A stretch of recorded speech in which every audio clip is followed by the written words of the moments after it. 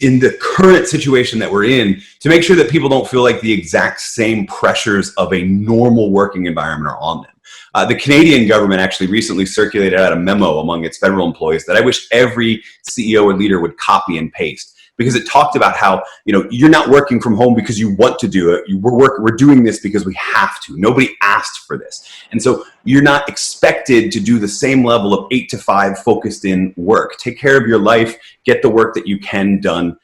Welcome to another episode of the peopleHum interview series. I'm Vanessa Rose, your host. And let's begin with a quick introduction of peopleHum. peopleHum is an end-to-end, one-view, integrated human capital management automation platform, the winner of the 2019 Global Cody Award for HCM, that is specifically built for crafted employee experiences and the future of work.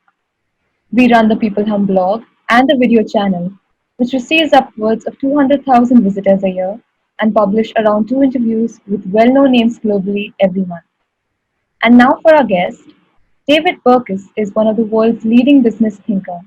He's the best-selling author of 3 books. Burkus' latest work, Friend of a Friend, explores the science of how networks and relationships drive business, both inside and outside of organizations. His writings have appeared in the Wall Street Journal, Harvard Business Review, USA Today, Fast Company, and more. He's been interviewed by NPR, the BBC, CNN, and CBS this morning.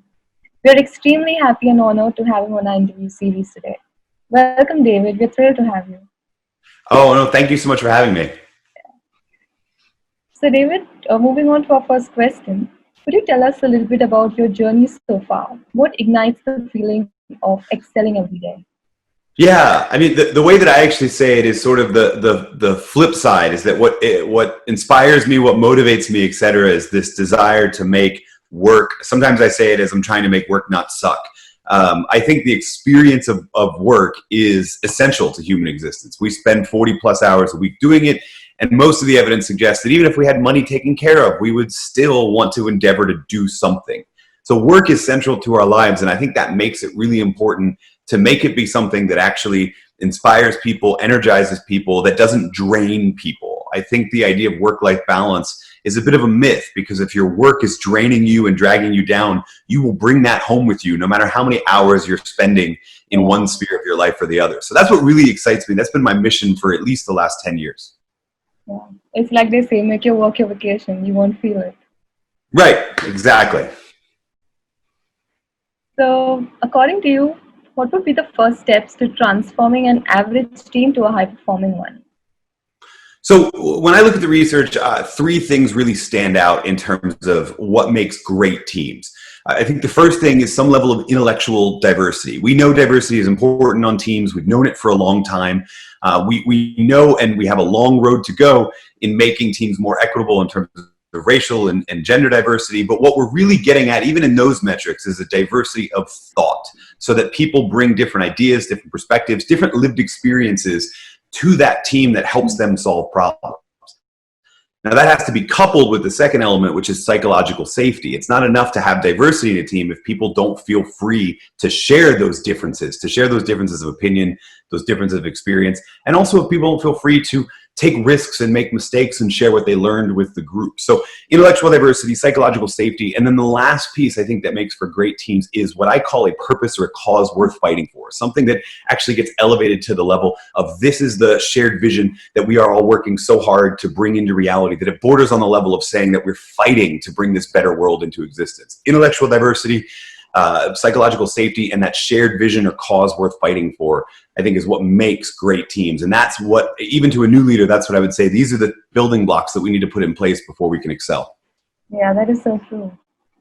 And what do you think can be done to improve the engagement of a remote working team?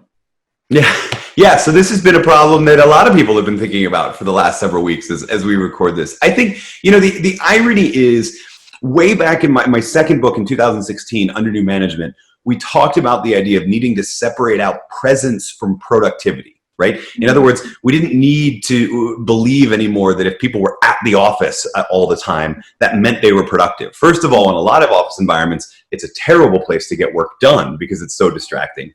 But the other thing is that a lot of times your high performers actually want some level of solitude to focus in.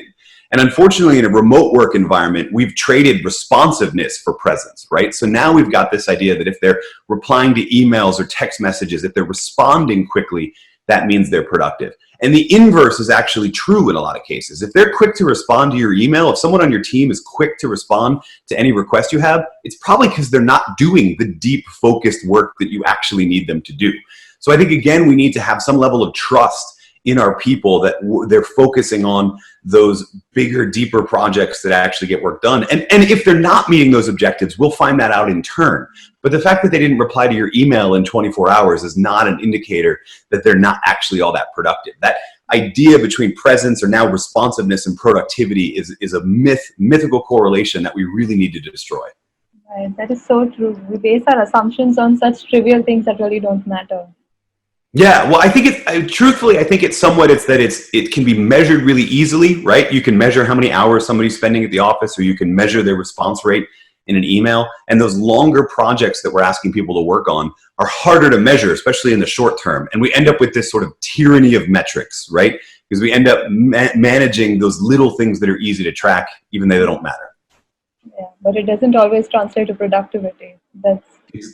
Exactly. And some level of trust is needed to trust that your people are working on that. And then in the long term, it will. Now, that doesn't mean ignore it, right? If in the long term, they're not meeting their objectives, then you can invite them to be successful on some other team, right? But in the short term, we have to have some level of trust that just because they're not being super responsive, that doesn't mean they're not being productive. In fact, the opposite is probably true. Yeah, that's so true. Now, speaking about employee retention, it still remains a challenge for even top organizations. What do you think needs to change? I mean, I think a lot of it, I think where the breakdown is, and this is something I've been looking at for a while now, is that third piece I was talking about, shared vision, purpose, mission, what I almost call a purpose worth fighting for. I think the disconnect for a lot of organizations is that they have done the work of establishing a mission statement. It's usually not all that inspiring. They've done the work of establishing a vision and purpose, but what they haven't done is train their managers, train the individual team leaders to have that conversation about how their team and even their individual role aligns with that purpose. I mean, one of the questions in the Gallup engagement survey is, does the mission and vision of the company relate to my day-to-day operations? I'm paraphrasing here, that's not the exact question. But it's two parts, right? It's not just enough to have that mission, et cetera. You have to be able to make that connection to the day-to-day work that people are doing. And that's where I think the breakdown is. That's why people still think things like The Office or Dilbert or Office Space, that movie, are relevant and a better picture of their work environment, because team leaders and individual middle managers, honestly, now they're the most valuable people in your company because they translate that mission and vision to the individual day-to-day tasks. And that's what's actually going to help increase those engagement numbers and increase those retention numbers. Yeah, that is true. So it's not enough just having a vision and mission, but actually, communicating it throughout the organization. Yeah, I mean, I tell managers to ask their people two questions as a way of doing research. What do we do here, and how does what you do help us do that? If your people have an answer to that question, they're going to stay around for a lot longer. They're going to be a lot more engaged. If they don't have a good answer to that question, then you've got some work to do helping them see the connection between what they do every day and how that helps the broader mission. Yeah, that's right. So we spoke about remote working. So how do you think managers can do more for their employees' mental health, especially in such stressful situations? Yeah, I mean, I think the first thing is to, in the current situation that we're in, to make sure that people don't feel like the exact same pressures of a normal working environment are on them. The Canadian government actually recently circulated out a memo among its federal employees that I wish every CEO and leader would copy and paste, because it talked about how, you're not working from home because you want to do it. We're doing this because we have to. Nobody asked for this. And so you're not expected to do the same level of 8 to 5 focused in work. Take care of your life, get the work that you can done.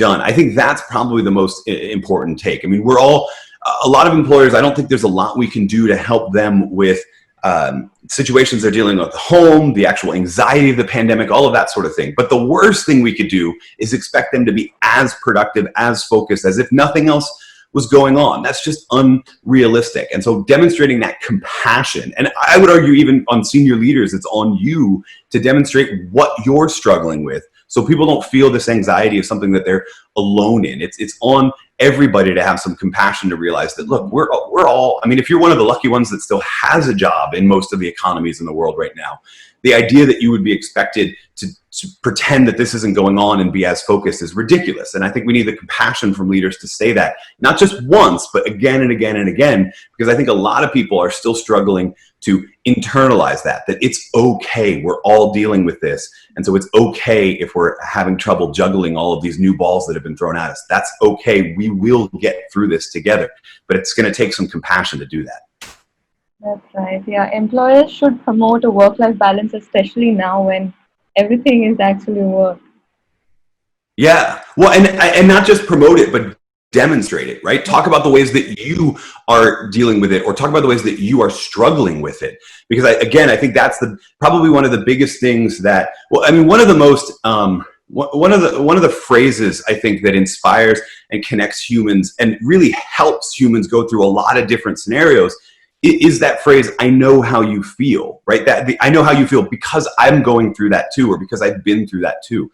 That phrase will go very, very far. We use it when we're mourning, when we're grieving. We use it when we're struggling with our friends. I think we need a lot more leaders demonstrating, look, I'm struggling with this too.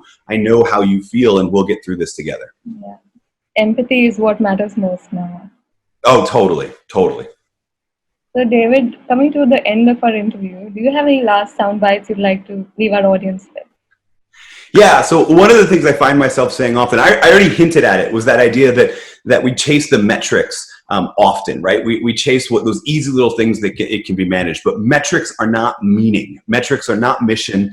They're not purpose. It's on leaders to make that connection. And what we're seeing, one of the things I'm seeing is, if you look at the broader story around the globe, as we're all struggling with this pandemic, we're all also working together towards a shared mission more than we ever have before, as countries, as companies that are pivoting their production lines and creating medical supplies or helping create protective equipment, all of these sorts of things. I mean, it's amazing to see the level that we're coming together. I don't think that desire to be working together towards a shared mission is going to end when the pandemic ends. And so I think it's on leaders to be able to point not just to the metrics and the results and the tasks that we're asking people, but point to the meaning behind those, because that's going to make the experience of work a lot better. It's going to make your productivity obviously a lot better, but more importantly, it's going to fill that gap that I think we're all going to have, where we're going to want to do work that matters and work with leaders who tell them they matter. And so that's what we ought to be focusing on moving forward. Yeah. So thank you, David. This was really great. I appreciate you sharing your time and your insights with us. And I'm sure our audience is going to love this. Oh, thank you again so much for having me.